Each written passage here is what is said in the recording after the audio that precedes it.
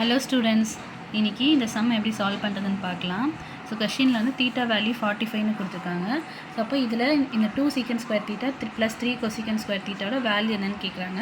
First θ இருக்க இடத்துல நம்ம 45 னு சப்ஸ்டிட்யூட் பண்ணிக்கலாம். அப்ப 2 sec2 45 degree plus 3 cosec2 45 degree. sec 45 ஓட வேல்யூ வந்து sec 45 உம் cos 45 ஓட வேல்யூ cosec 45 ஓட வேல்யூ ரெண்டுமே வந்து √2 தான்.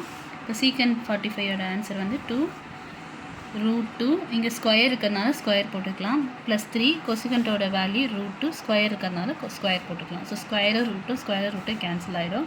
இப்போ பேலன்ஸ் வந்து 2 * 2 plus 3 * 2 வரும். 2 2s are 4 plus 3 2s are 6 4 plus 6 10. So அப்ப 2 sec2θ plus 3 cosec2θ ஓட வேல்யூ வந்து 10. அவ்வளவுதான் இந்த சம். Thanks for watching.